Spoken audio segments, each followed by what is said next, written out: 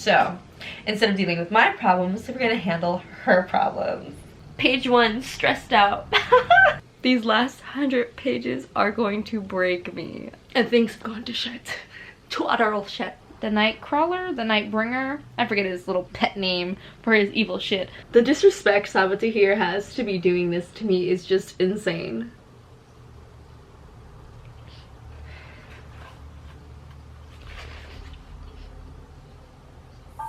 I keep telling myself, I'm gonna wake up early, I'm gonna conquer this day, I'm gonna do everything on my to-do list. It's like almost 6 p.m. Hi, I'm Jessica Nicole Dickerson and I'm sick today. That's why I have been procrastinating on starting this video, but I think there's no perfect time than when you're like sick or under the weather to read and binge an entire book series. My favorite form of reading is binging. Just to have a whole scream session by myself, just like, oh my god, did that just happen? Ooh, hoo, hoo, hoo. And you might be like, what book is she going to read? Well, let me show you. Let me finally crawl out of bed. Literally been watching booktube all day. That's Leonie. Hi, Leonie. The Beautiful Rainbow Shells, and the series we are focusing on this video is An Ember in the Ashes. Ooh. So if you don't know this series, it is a best-selling series, so I assume a lot of you guys know it. I think it first came out in like 2015, possibly. Let's check our facts really fast. Yes, 2015. Ooh, I'm a great guesser. Okay, and I have been diligently following this series. So I have read the first installment, An Ember in the Ashes, the second installment, A Torch Against the Night, the third installment, A Reaper at the Gates, but I have yet to finish A Sky Beyond the Storm. These books are very heavy, and by heavy I mean just thick. I mean, they're just there's a lot of context. There's a lot of pages happening here. So just in case you haven't heard about this phenomenal series, An Ember in the Ashes, we are following in the first book 2 perspectives in this kind of fantastical world where we have our kind of villainous group, our colonizers basically. I forget what they're called. Let's read the back real fast. The Marshall Empire is the bad guys, and Laya, our main kick-ass POV, is actually not kick-ass just yet. In the first book, she is mainly kind of just a soft, quaint girl who tries not to die because her parents were sadly assassinated. And in the beginning of the story, her brother gets in trouble, which makes her join the resistance, and she starts to develop those badass skills I was talking about. And then we follow, what's his name? Damn, this is a great refresher. Elias. He is part of the Marshall Empire, but he's always questioned whether or not it's the right thing. Like, it's so culty. They take kids when they're really young and basically physically abuse them, and whoever lived through the physical abuse become assassins for the Empire. And they have these like metal masks that like form to their face permanently, so that that way they're marked forever. And yeah, in this vlog, I will be reading all of the books. And as I said, I have read the first 3. I really, really love this series. A Reaper at the Gates, the third installment, definitely had me crying. I did not very much enjoy how it ended, but that's okay. Sabata here just likes to crush our feelings, so I 100% have been putting off finishing this series, but no longer. No longer. In this reading vlog, I will be doing some spoilers, but most of it will be non-spoiler, but I am reading all 4 books. So you're gonna hear all of the tea, what I'm loving about it, what infuriates me. Wow. Okay. Yeah, so that's a lot of reading, and I'm very, very scared, especially because I know what happened in the last book. Let me know if you guys have read this whole series down below, or if you want to read it, or if you are like me and are kind of stuck in the middle of it and like very scared to finish it. Hopefully this video will encourage you to also finish it, because it is like one of the best series out there. The fact that it isn't a TV series is kind of sad, because it's just so good. I can really see it being a dope TV series, if that makes sense. Like, for some reason I'm envisioning kind of like Dune energy, but like for this, you know what I mean? Give me that desert, give me that scorching heat with all that action. The tagline for the first book is, Laya is a slave, Elias is a soldier, neither is free. And that might make you be like, ew, because I definitely, when I first started reading the series, I was like, I'm not going to pity a soldier.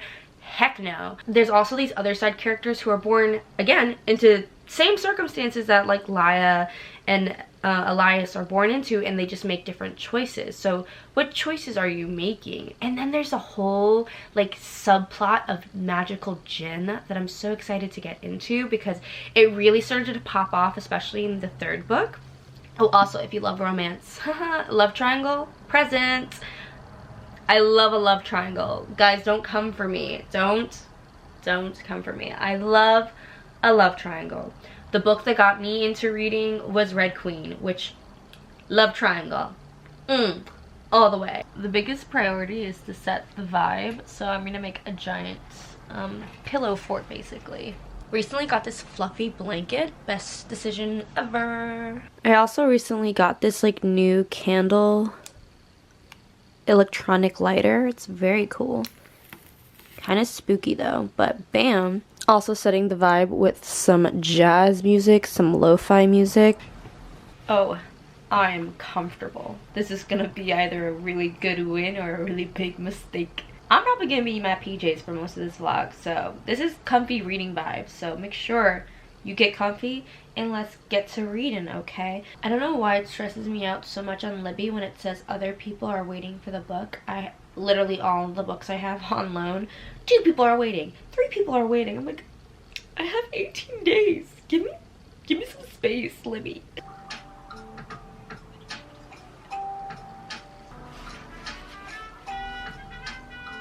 Okay, I know I'm literally on page 1. I just started reading, but I think this is what Sabaa Tahir does so well with her writing. And this is why I really recommend this series for people who are just starting to read again or looking for just something fun, fast-paced. But there's also a lot of deep themes and messages in this book. So in this very first page, Darren, Laya's brother, is coming home late from curfew, and she's like in her head questioning him, and in her head she's like, why are you out late? We need you. What are you doing? You smell like the enemy. Ooh, that sentence always has me quaking in my boots. Like, it kind of sounds like he is betraying her and the Scholar people, because like, why are you working with the Martial Empire? Why do you smell like them? And a big difference between the Scholars and the Martial Empire is that the Empire has weaponry way more powerful than the Scholars, and that's why they were able to overtake them. So he probably smells like a swords. How do you know how you make swords and you like like that. So just those little things like, oh, you smell like the enemy. Just on the very first page, you're like, there's a war, her family's dead, her brother's the only one she has left, but he keeps leaving to either work with the enemy. So good. I'm like scared. I'm genuinely quite scared to continue this story, honestly. Page 1, stressed out. I just finished the first chapter, and it's literally like, this is what Sabaa Tahir does to you. You know, if you've never read any of her books, or if you have, you understand this. First chapter ends with, that's when the mask emerges from the darkness and walks through the gate. Which they just explained, a mask is a literal killer, an assassin, like Elias here. The ones who get the mask engraved into their fucking face. Killers. And she'd just be dropping that, the assassin is present. And then now, chapter 2, we're going to Elias. She causes little panic attacks, you know what I mean? Because you're just like, are they gonna die?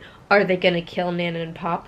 What's going on? And then starting chapter 2, you think, oh, well, it can't get worse. We're gonna get a little introduction to the next character. His first sentence, the deserter will be dead before dawn. I just had to share that with you. Little panic attacks, you know what I mean? You know what I mean if you've read these. I'm gonna do my best not to stop literally every 2 seconds, but page 18, I have noticed I highlighted her thinking in her head, no, please no, disappear, I want to disappear. The mask blinks, some foreign emotion flickers across his face, surprise or shock, I can't tell. It doesn't matter because In that moment, Darian leaps up, yada yada yada. I know why I highlighted that, and y'all who have read this might know why I highlighted that. There's just so much alluding. Literally page 21. It's literally only a few pages further into the book than I last updated. These shadows appear. They circle me like a hyena. They say things to me. They're hallucinations. But these shadows, they know my weakness. They know what I'm thinking. Dude, this is literally page 21. I'm shocked at how much foreshadowing is happening. I really appreciate how much Saboteur clearly like outlined like this whole story, besides the fact that every chapter is a cliffhanger. So I'm so anxious to continue the story. I must find out what's happening.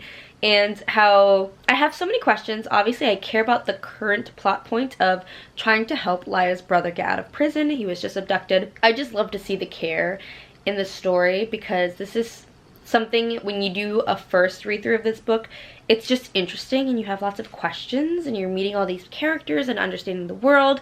But as someone who has read this book and has read all the way to the 3rd book, you're like, oh, she was talking about this literally page 21. Like, this is not new information, honey. Oh, I appreciate that so much. If I haven't convinced you to purchase this book and read it, I don't know what will, sis. I don't know what will. Ah! We're at a bit. We're in the book. Dude. So, in this mythology, in this world, in this kind of empire, there's these augurs. I think that's how you pronounce them. And they are known as kind of like fortune tellers. They can read your mind. Very highly appraised creatures. And one of them sneaks up on Elias, you know, because he's planning on deserting, which is his whole narrative throughout this whole book, is that he doesn't like the empire. He wants to escape. He doesn't believe in what they're doing. And this guy, Elias thinks he's caught, like, being, you know, a shady ass bitch and trying to desert and stuff. He's like, I'll take any punishment you'll give me. And the freaking augur says, where is it? Where is it? He's like, oh, I'm not here to punish you. In any case, your future is punishment enough. Excuse me? No. Okay, I finally made it to page 100. I'm so excited. Y'all, I love this book so much. It's so good. Everyone be proud of me. I'm halfway through. So excited. And now I have a really hot soup next to me. Can you see the smoke? Ah, you can see the smoke. I have a very hot soup next to me. Very excited for it. A week of reading. So I feel like this week I really want to challenge myself to read during my free time. I tend to watch YouTube a lot. I mean a lot. It's a problem that I have, actually. But I'm gonna try and hold off this week. Now to get back to reading. I also love this. Isn't this great?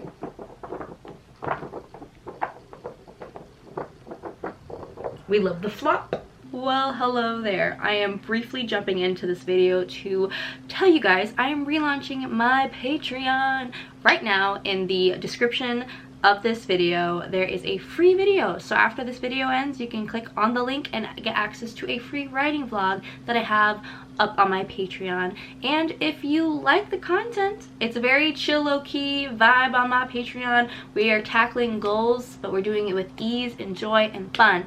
If you like it, you can subscribe to my Patreon. I have different tiers, and whatever you can pay is amazing, and you'll still have access to everything. The tiers, if you have $2 or $10, no matter what, you'll still have access to everything. That way, you literally spend what you can afford. If you have access to more, sure. Obviously, there is no pressure to signing up. This is just a small, little tiny way of supporting me during all this craziness that's going on. I was gonna make a rant video about my job and how I had to leave, but I decided not to because I don't want to put that negative energy out there. But good news, I left the job. Checks were bouncing, staff was walking out, and I also walked out because I'm not gonna deal with that. I'm gonna respect myself more.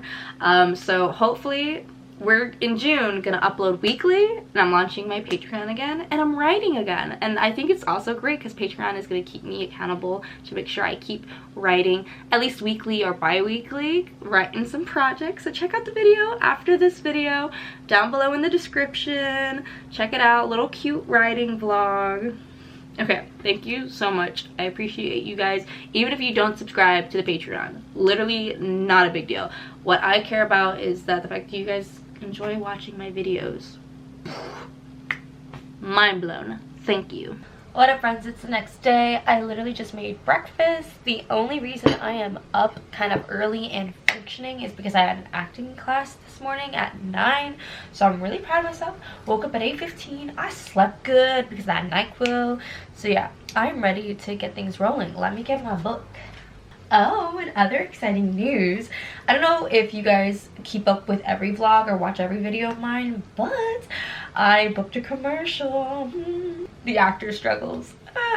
But to be honest, an actor's life is not glamorous. We sit around and wait for roles, and everyone yells at us to be like, have more agency, do more. You are in control of your own career. And it's like, yes, but I also have to pay rent, enjoy my life. It's just, oh, it's a lot. So instead of dealing with my problems, we're gonna handle her problems. Beautiful, right? Beautiful segue. Coffee is my reason for existing. Just being honest. And bacon. Coffee and bacon. Those are my two fans. Hello. It's much later, and I haven't been too diligent about reading. I have about 2 hours left in the audiobook. I'm 75% of the way through. Day 2 is going slower than I'd hope. Sad. I haven't lost the motivation. I'm just delirious. It's fine. It's okay. I am still loving this so much though, and vague thoughts, and here's some vague plot points for all y'all following along who haven't read this and are like, what's going on, Jess? I'll tell you. If you don't want any details, I told you to stop watching. But vague plot points. Okay, so trials are still continuing. There is a brief respite between trials, and basically we're challenging the notion of love in this chunk of the book. Like, do you love me or not? And it's kind of giving fun YA energy. I was gonna say silly, but I'm not gonna say silly. It's just giving fun YA energy. Like, do you love me or do you not? We're fighting and we're arguing because of X, Y, and Z. We also had a fun little moon festival. People nearly died. Darren's still in prison and he's gonna be executed possibly soon. We have a resistance leader that may be going AWOL and doing a completely different plan. And Laya's like, my life's on the line, my brother's life's on the line. It's getting pretty wild there, friend. Will I have a glass of wine today? I'm feeling much better. I don't know, I'm feeling frisky. Okay, let's keep going. Not me literally taking all day to get ready, do the simple tasks that I need to do, and then start reading again. Had a little self-tape this morning, finally did it. And now I'm back into my comfy clothes, as I should always be. So I finished An Ember in the Ashes. So let's talk non-spoilery, and then I'll get to the spoilery. So this is clearly a 5-star. What a great introduction to the series. And as I've been saying this whole vlog, just so good. Sabaa Tahir knows what she's doing. She is layering in all the little facts that will come exploding in later books, which just makes me so excited. But also, every single chapter is so engaging. So if you are okay with a lot of violence and political intrigue, just betrayals, a lot of craziness, attempted assault, all this stuff, if you're cool with that, this is a really good series to get into if you want to start reading more. Every chapter, it's like 10 pages, but there's like so much happening. It's such a dense world with so many problems. So highly recommend this. And then let's do a little spoilery chat. Skip if you don't want any spoilers. Okay, Keenan in this book, I really love taking a look at Keenan's character. Obviously, spoilers, well, I know what he does in the later books, so it's crazy to see him be a douchebag, but then she still like ends up liking him eventually. Like, I see you trying to win her over. nasty. I also, the whole plot device of the ogres or augurs knowing the future and them like kind of sprinkling it around and kind of messing with people's futures and being like, Elias, don't desert, you should just stay in the game a little longer and then you'll be free. Soul and body. They knew what was gonna happen in book 3, that his soul would be free. Panicked.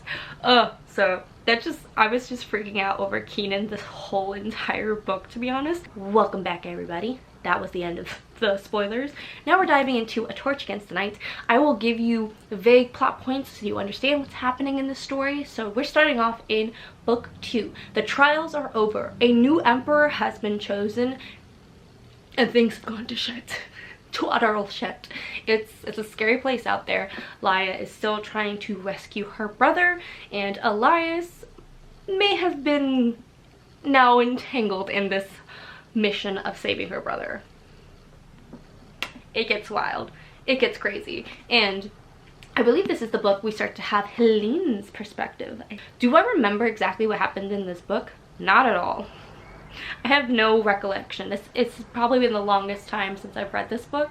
I have only read it once, where I think An Ember in the Ashes I have already read twice before, and this is my 3rd reread. I've only read this once, and I flew by it, and then I picked up the 3rd book. So I remember the 3rd book being crushing. When we get to that, it's going to be so hard to talk about anything, but it's going to be a fun time. It is much later than I'd like it to be, but I finally reached the first 100 pages. This challenge is gonna be harder than I thought. I thought I was gonna finish a book a day. Regrets. I didn't realize this plot was starting at the beginning of book 2. Why did I think this was book 3? Why did I think this was gonna be fun, romance vibes? Why? And then I feel like the romance that's gonna come later is with a character I don't like anymore. Oh, it's literally 9 o'clock at night, so I will not be finishing this tonight, sadly. And I have to do my hair tomorrow because the bun is cute, and I have work tomorrow. Should have read more today. I was being lazy.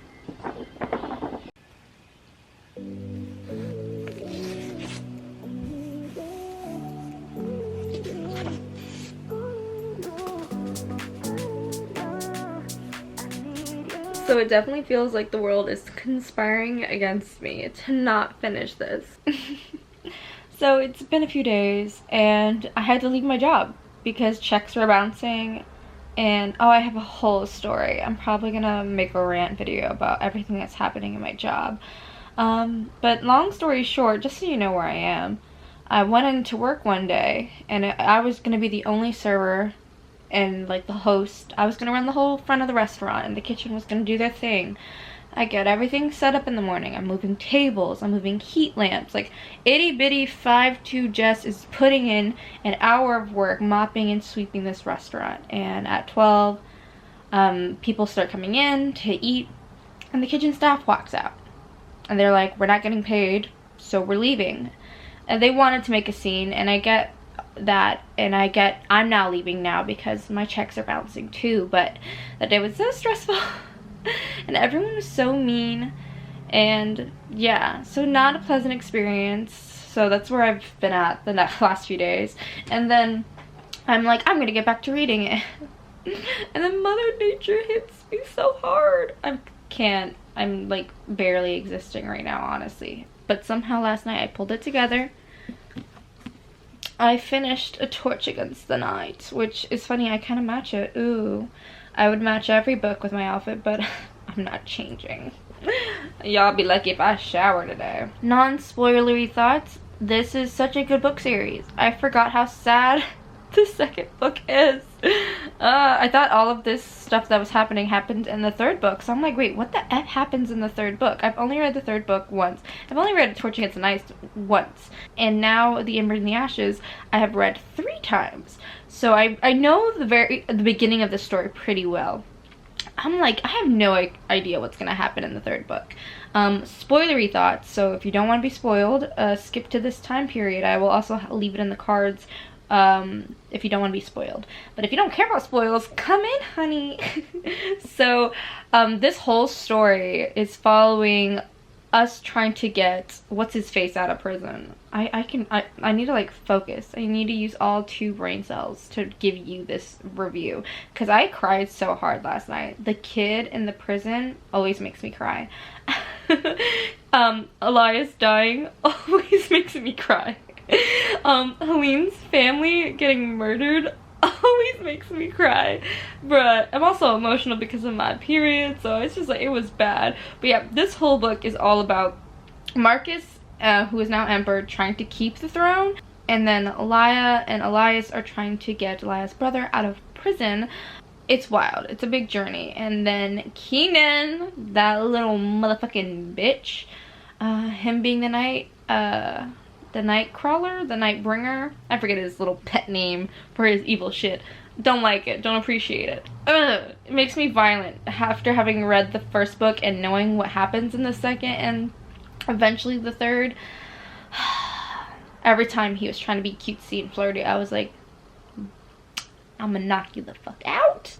Dudes, there's too much murder. My little heart, I'm like, this is probably not a good series to read when you're emotionally unstable like me, okay? Things are effed up. So, vague introduction to book 3. We have all 3 again, all 3 perspectives, and the name changes, I think, happen in this book. You don't know what I'm talking about, but people know what I'm talking about. Haha, I love being vague. Basically, you know, stuff happened in the second book, and now we're trying to evade civil war at this point, I think. I think that's like most of this book, right? No, I'm not ready to start this, y'all.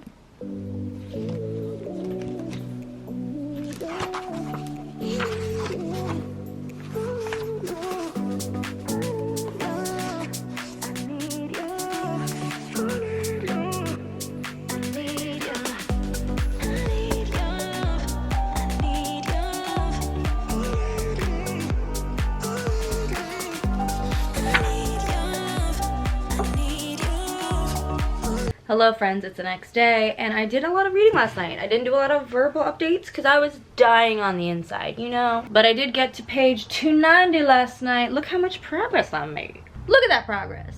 I only have like a third of it to go. Very excited. It's gonna destroy my heart. It's gonna make me feel a lot of feelings. I'm really not ready for the 4th book. Yeah, less than 24 hours to do this, so trying to power through. But today has actually been an oddly slow and productive day. I'm doing laundry right now, and I'm going to clean my floors, do my dishes. I'm kind of hoping to reset for the week. It's a very popular YouTube thing to do right now, you know, reset. And I'm hoping to actually clean once a week.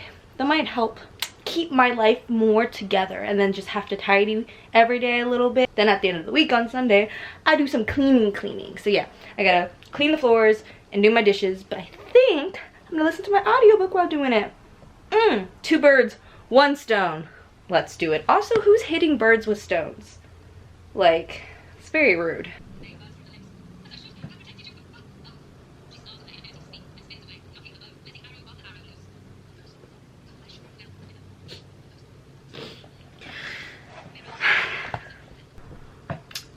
Just me casually crying.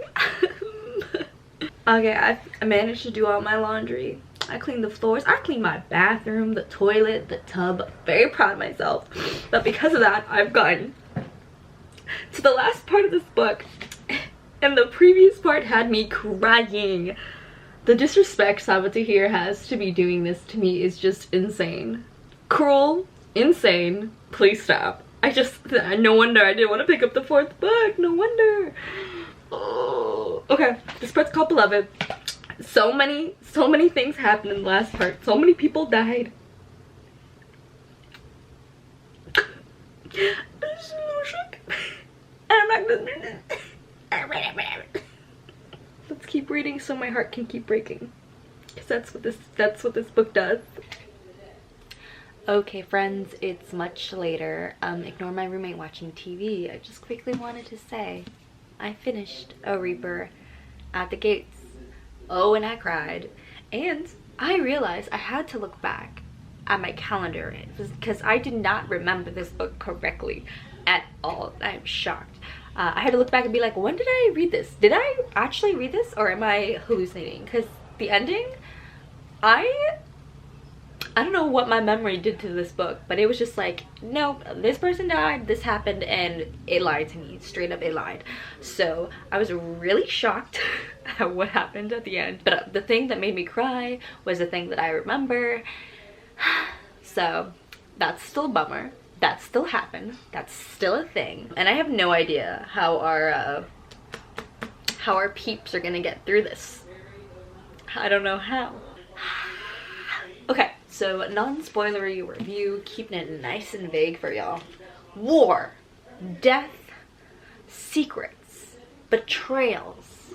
I'm actually really happy that we learned so much about people's past, because I think it allows you to think more holistically about them. Like, you're thinking more of a fuller image of these people, not that they're just bad or whatever.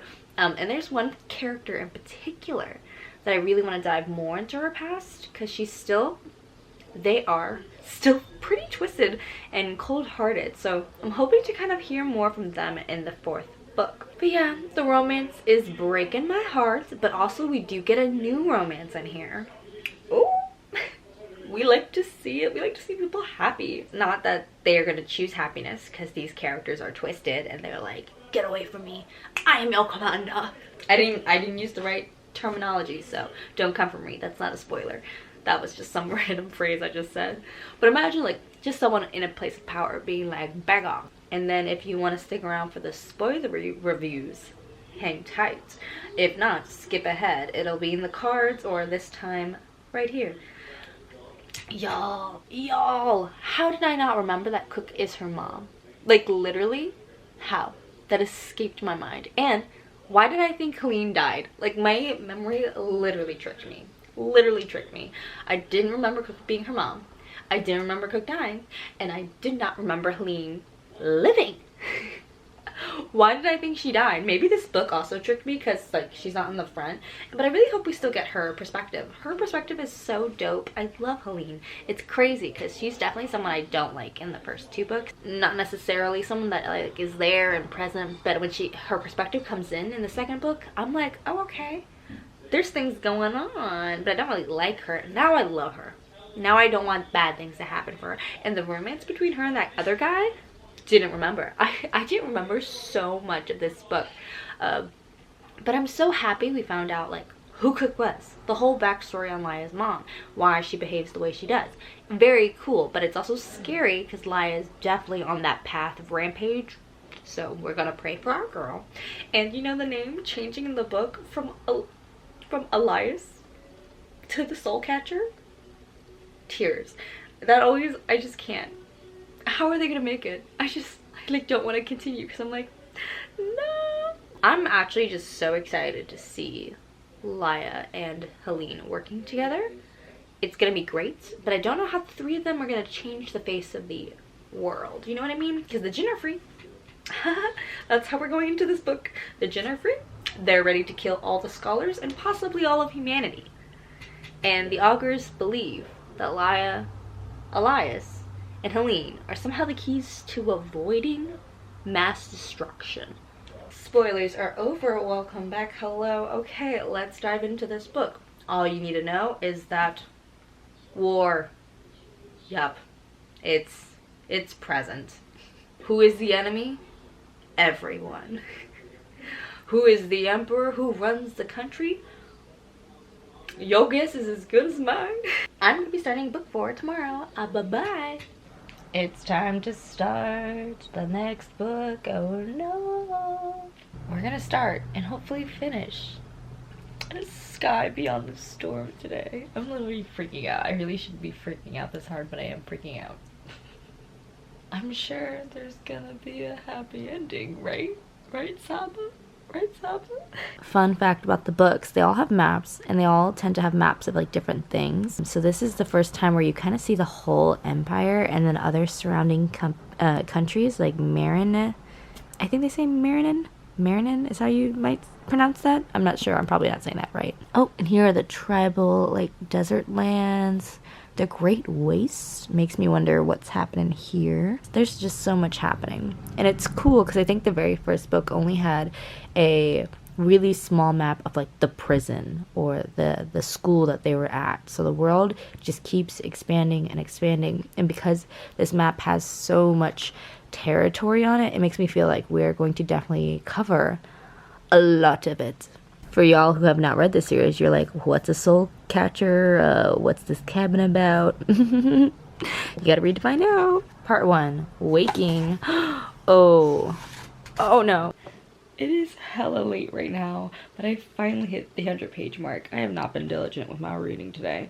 I've been lazing around a lot, so you know, sometimes you just need those days. But yeah, finally reached part 2, The Reaping, and I'm actually really excited for this part because there are 2 characters who are now gonna be alone together. And I'm hoping for the best. I'm rooting for them, but we'll see. Sabatier really likes to F with our feelings. My skin looks so glowing right now. Skincare, do it. Reading. We love reading here. Oh, I also forgot that there are some added secrets that we are starting to learn, which I'm very much appreciating. I'm not going to go into spoilers here. I'll do that after I finish the book. But I'm shocked that we still have backstory to unveil. Because in book 3, we learned about a bunch of characters' backstories. And now in book 4, I was like thinking we were going to roll out the red carpet, you know, all this war and all this craziness. But it's like there's almost like a whole other world of knowledge that we are missing. And I love that. Because it's kind of, you know, it's exciting to go into a book and be like, ooh, I know everyone's story and I just can't wait to see it unravel. But it's even more exciting when you think you know everything, but you don't. And then it's like, what? I thought this was going to be the climax, yet we are still novices here. We still do not know the full story. So I also really appreciate that. Had to mention it. Do y'all see that on my phone? 2:46. I don't know why I do this to myself, but I had a lot of thoughts. My mind was racing. I journaled. I sat here and stared at the ceiling, and then decided that I should be productive and read. Do any of you guys do that? Do any of y'all do that? Can't just be me. Okay, it's been a few days, and honestly, this challenge has taken so much out of me, and I just want to finish this series, but I really want to enjoy it. I'm like putting it off. I'm so scared about what's gonna happen. The vibes are just too much. So from the last time we spoke, I am now on page 224, and the mission for today is to finish this mother effer. So 224, let's see how many pages I have to read today. So a little over 280 pages. Totally doable, but damn, do I just... This is the thing about finishing series that makes it so hard. It's like when it's done, it's done. Like ever. Okay, feeling so far about how I feel. 224 pages in. I have many questions. I feel like I have no idea how this book is gonna end. I do feel like a specific side is going to win, but like I don't know how. I'm like, who's gonna win in this circumstance, or is the world literally just going to explode? Like, what's happening? I'm gonna get into it. Y'all, I cannot. This book. Oh no. Okay. I guess I gotta tell you the tea. I'm on page 336. I'm like 3% away from being halfway through this book, and someone just got murdered, and it's so incredibly just...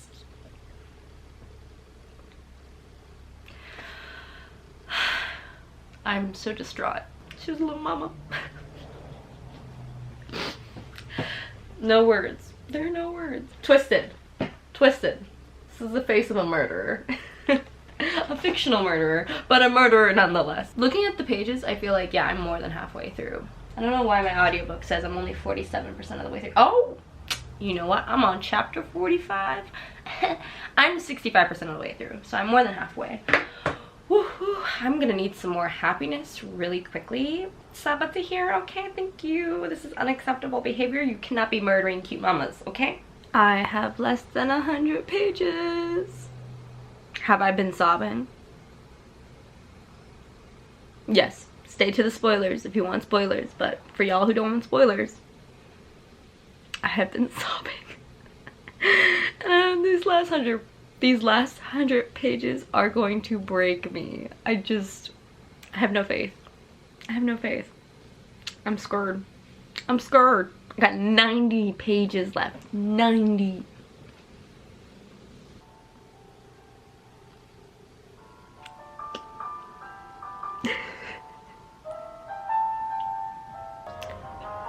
Just me crying.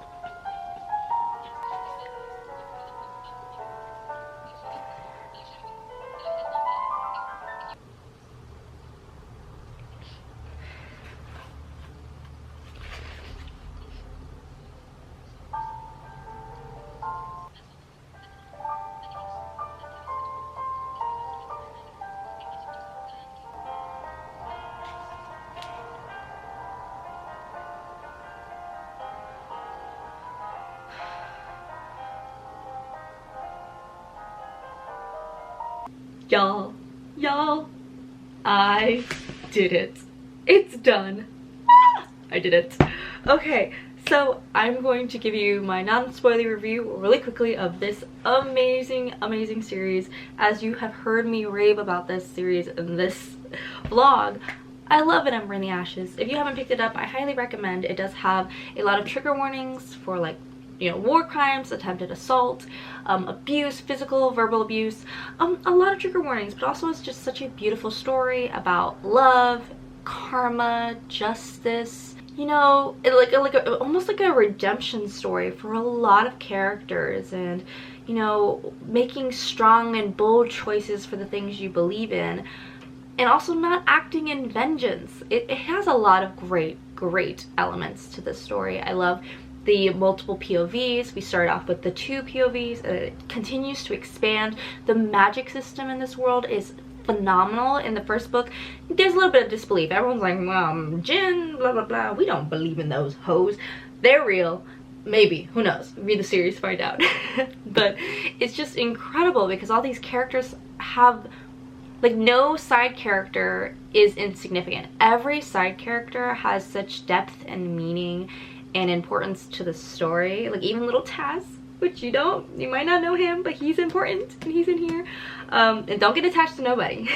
Can't tell you who makes it to the end, but damn, I was not expecting that. So yeah, I highly recommend. Y'all need to read this. Ugh, the tea to be spilt on this series, on the finale. What are my thoughts on the finale? I loved it. I loved it. I have never cried so hard in my life. The previous clip is probably me sobbing. The tea, the non-spoilery tea of how I feel about this ending is it literally crushed me. I felt so close to a particular character. A character I never thought I would like or be close to in a million years. And they lose so many people throughout this series, and I felt just so connected to this particular character.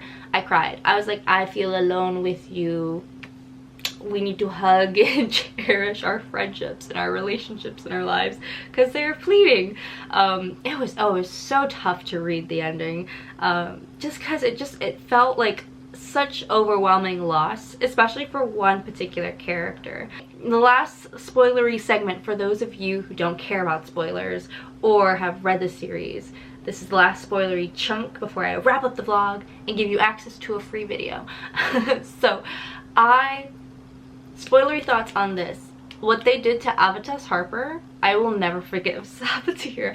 I cried so hard. I am shocked by how much I connected to Helene in this story. She lost Livy, she lost Avatas, she like had no one, and in the end she, like, it kind of looked like her and Musa, this other guy character, were gonna get along. But no, she lost like the love of her life, like quite literally. And her whole family was executed. Livy was assassinated. She only has her nephew, but that's a literal baby, and now she has to run a whole country. Like, this poor girl. And I just feel so akin to her, where maybe her beginning story wasn't so much something that I related to, but just a little bit, where you have to grow up and be a little tough and fight for your dreams and not listen to others and all that stuff. But then it just elevated to, you know, loyal to the end being her catchphrase for her family, and to the point of everyone around her is dying. Every single person she has ever loved dying, leaving her. Whoa.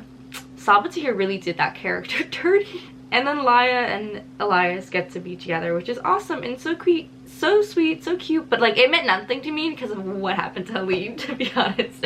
I was just devastated for Helene. But happy the world didn't crumble. Overall, very, very solid ending.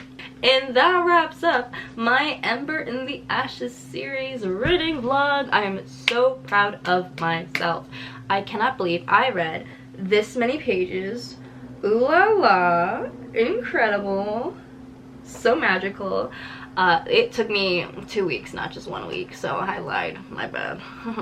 But if you stay till the end, I mentioned it earlier in this video, if you feel like supporting me, check out my Patreon. I'm relaunching it. Right now, there is a writing blog that is completely free of charge that you can check out, and if you do join at whatever cost you can afford, if you'd like, obviously no pressure to do this at all, but there's a $2 tier, $5 tier, $10 tier, and whatever you pay, you'll have access to whatever I post. I'm not going to limit it by, you know, only the $10 tier gets the videos. If whatever dollars you can help a sister out with, I will take, and I will reward you with all the bonus material. So I have a free video linked down below on my Patreon. Check it out, and if you like it, you can subscribe to my Patreon, and I will have more videos available. I have my June TBR on there right now too, so check it out if you like.